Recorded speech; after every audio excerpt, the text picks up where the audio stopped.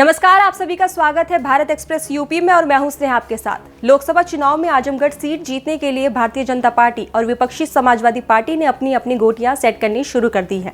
BJP के सामने जीत दोहराने और सपा के सामने खोया हुआ जनाधार हासिल करने की चुनौती है।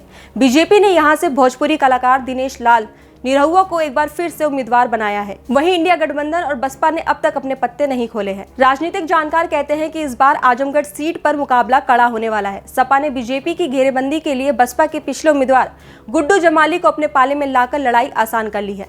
माई के समीकरण के जरिए सपा यहां बाजी मारना चाहती है। सपा अध्यक्ष अखिलेश यादव इस सीट को जीतने के लिए कोई कसर नहीं छोड़ रहे हैं। उनका पूरा जोर यहां अन्य जातियों के साथ साथ यादव और मुस्लिमों को पूरी तरह से साधने पर है। बीजेपी ने भी यहां पर मजबूत किलेबंदी कर रखी है। चुनाव से पहले प्रधानमंत्री नरेंद्र मोदी का आजमगढ़ का दौरा इस नजरिए को खासा अहमियत रखता है। पीएम 8 मार्च को मंदूरी एयरपोर्ट और महाराजा सुहेलदेव राज्य विश्वविद्यालय सहित कई बड़ी परियोजनाओं का लोकार्पण कर सकते हैं। सपा के एक वरिष्ठ नेता ने बताया है कि अभी इंडिया गठबंधन उम्मीदवार तय कर रहा है, लेकिन इस बार हम लोकसभा में समीकरण के मामले में बीजेपी से काफी मजबूत हो चुके हैं। शाह आलम गुड्डू जमाली 2022 में आजमगढ़ लोकसभा का उपचुनाव बसपा के टिकट पर लड़े थे।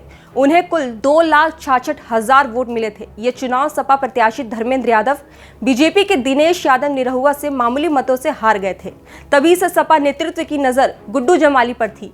उन्हें हम अपने दल में शामिल करा चुके हैं, जिससे आधी लड़ाई ही बची है। उन्होंने बताया कि जमाली मुबारकपुर सीट से 2012 और 2017 में बसपा के टिकट पर विधानसभा चुनाव जीते थे। पसमानदा मुस्लिम समाज से आने वाले पूर्व विधायक को विधान परिषद भेजकर अखिलेश पसमानदा मुस्लिम समाज को भी साध सकते हैं। इसके साथ ही मुस्लिम को एमएलसी बनाकर पीडीए की अपनी मुहिम को आगे बढ़ा सकते हैं। गुड्डू जमाली के सपा में आ जाने से वहां की पार्टी की राह आसान हो जाएगी। यही नहीं, पूर्व मंत्री बलराम यादव को भी विधान परिषद भेजने की तैयारी है।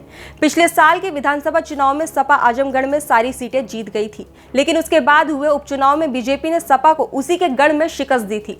बीजेपी के सांसद दिनेश लाल निरहुआ का कहना है कि आजमगढ़ का उतना विकास कभी नहीं हुआ जितना मोदी योगी के सरकार में हुआ है। यहाँ संगीत महाविश्वविद्यालय, एयरपोर्ट, मेडिकल कॉलेज और कई सड़कें बनी हैं। इसके साथ ही आजमगढ़ में रिंग रोड बनने जा रहा है, नई रेलवे लाइन बन रही है। आजमगढ़ के मास्टर प्लान पास हो गया है। उन्होंने दावा किया है कि वो अपने पूरे कार्यालय में आजमगढ़ की जनता के लिए हर समय मौजूद रहे हैं। मोदी की योजनाओं का लाभ सभी लोग उठा रहे हैं। सपा चाहे जो समीकरण बना ले, लेकिन वो जीत नहीं पाएगी। इस बार बीजेपी यहां से जीतेगी, विकास जीतेगा। सपा के आजमगढ़ जिले के अध्यक्ष हवलदार यादव का कहना है कि पार्टी ने यहां पर बूथ लेवल से लेकर विधानसभा तक अपनी पूरी तैयारी रखी है। बीजेपी झूठ के आधार पर राजनीति करती है, जनता सब देख रही है। आने वाले समय में सब पता चल जाएगा। देश और दुनिया की तमाम खबरों के लिए देखते रहिए भारत एक्सप्रेस यूपी। नमस्कार।